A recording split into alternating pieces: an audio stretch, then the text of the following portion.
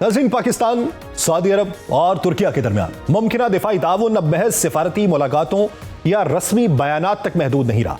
पाकिस्तान के वज़ीर ममलिकत बराए दिफाई पैदावार रजा हयात हराज की जानिब से यह तस्दीक की गई है कि तीनों ममालिक के दरमियान एक साला मुज़ाकरात के बाद दिफाई मुआहिदे का मुसव्वदा तैयार हो चुका है, जिसके बायस अब यह पेशरफ्त अफवाहों से निकलकर संजीदा पॉलिसी बहस में तब्दील हो चुकी है। ये मुजव्वज़ा मुआहिदा अगरचे पाकिस्तान और सऊदी अरब के दरमियान पहले से मौजूद दिफाई मुआहिदे से अलग होगा, मगर इसकी समत वाज़े तौर पर एक वसी तर इलाकाई ताउन की तरफ जाती दिखाई देती है। इलाकाई ताउन के ख्वाब जनूबी एशिया और मशरक़ वस्ता में नए नहीं हैं। 1964 में पाकिस्तान, ईरान और तुर्किया ने एक इलाकाई तंजीम रीजनल कोऑपरेशन फॉर डेवलपमेंट की बुनियाद रखी थी, जिसका मकसद खित्ते में इक्तसादी और सियासी ताउन को फरोग देना था। मगर सर्द जंग, इलाकाई अदम एतमाद और दाखिली सियासी तब्दीलियों ने इस मंसूबे को आगे नहीं बढ़ने दिया। 1979 में यह तंजीम तहलील हुई और 1985 में इसी तसव्वुर को इक्तसादी ताउन तंजीम की सूरत में दोबारा जिंदा किया गया। 1992 में सोवियत यूनियन के इन्हदाम के बाद वस्ती एशिया की नई रियासतें भी इस तंजीम का हिस्सा बन गईं, मगर यह अमली तौर पर आसियान जैसी फालियत हासिल नहीं कर सकी। आज जब जनूबी एशियाई ममालिक की तंजीम साक भारत की हठधर्मी के बायस गैर फाल हो चुकी है, तो पाकिस्तान के लिए ताउन के मुतबादिल ढांचों की अहमियत पहले से कहीं ज्यादा बढ़ चुकी है। गुज़श्ता बरस पाकिस्तान और सऊदी अरब के दरमियान तय पाने वाला मुआहिदा इस हवाले से एक अहम पेशरफ्त थी, जिसके तहत किसी एक मुल्क के खिलाफ बैरूनी जारहियत को दोनों ममालिक के खिलाफ जारहियत तस्वुर किया जाएगा।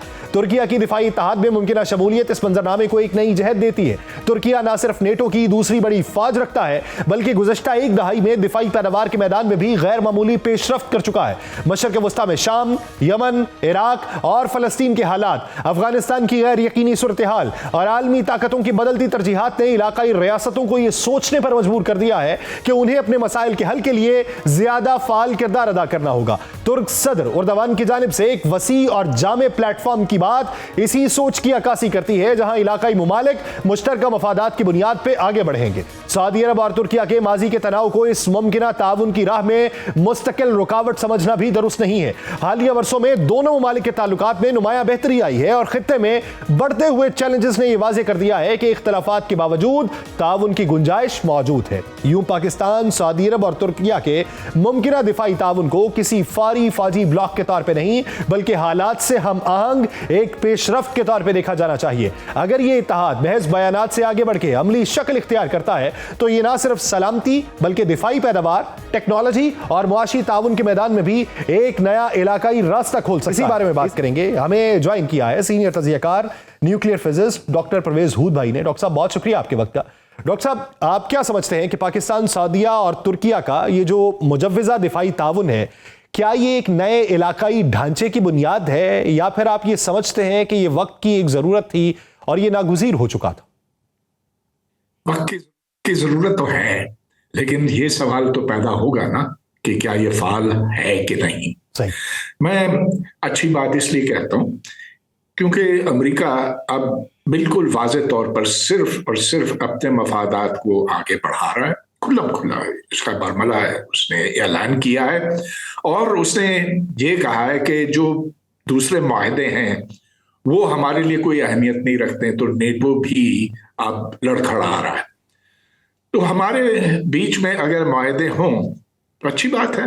अगर सऊदी अरब, पाकिस्तान, तुर्किया ये मिलकर ताउन करें इक्तिसादी शोबे में और दिफाई शोबे में, लेकिन मुझे कुछ ऐसे लगता है कि जब तक ये इसको कोई अमली जामा नहीं पहनाया जाता तो ये बयानबाजी की हद तक है। जरा ये देखिए कि गजा में इसराइल ने 2 साल तक वहां नस्ल कुशी की फलस्तीनियों की जी, लेकिन अगरचे बयाना तो आते रहे तुर्किया से, पाकिस्तान से, सऊदी अरब तो कुछ खामोशी रहा है इस मामले में, लेकिन अमलन कुछ भी नहीं हुआ। फिर ये ख्याल भी आता है कि अगर खुदा न खास्ता इंडिया और पाकिस्तान के बीच में कोई झड़प होती है, हालात बिगड़ते हैं, तो फिर क्या होगा? अगर अफगानिस्तान और पाकिस्तान के बीच में जंग होती है, जैसा कि हमारे वजीर दिफा ने कहा कि ऐन मुमकिन है, तो फिर क्या सऊदी अरब और तुर्की وہ ہماری مدد کریں گے؟ اس پر بڑا ایک کھلا سوال ہے میرے خیال میں. اب دیکھیے یہ ایک ایسا معاہدہ ہے جس میں سعودی عرب کے ریال ہوں گے، جس میں ترکی کے اس کی ٹیکنالوجی ہوگی، اور اس نے جو خاص طور پہ دفاعی ٹیکنالوجی میں پیش رفت کی ہے جی وہ ایک اہم بات ہو سکتی ہے. اس کے ڈرون ہیں، اس کے اسٹیلتھ ایئر کرافٹ ہیں، اور پاکستان کو وہ اب کچھ سمندری جہاز بھی بیچ رہا ہے.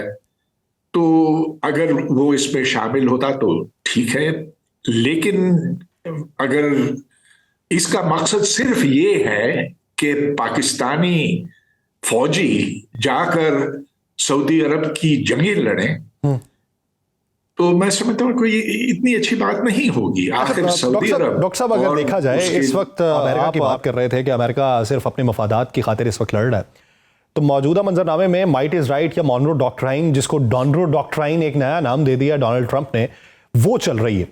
اگر اس کو عملی جامہ پہنتے ہوئے ہم دیکھیں اور مشرق وسطیٰ کی موجودہ صورتحال دیکھیں، جس میں اسرائیل کے الائنس یا ابراہم اکارڈ کے منظرنامے میں ہم خیال گروپ کو دیکھیں، تو اس پہ آپ کو ان تین ممالک کے بوٹس آن گراؤنڈ مستقبل قریب میں نظر آتے ہیں؟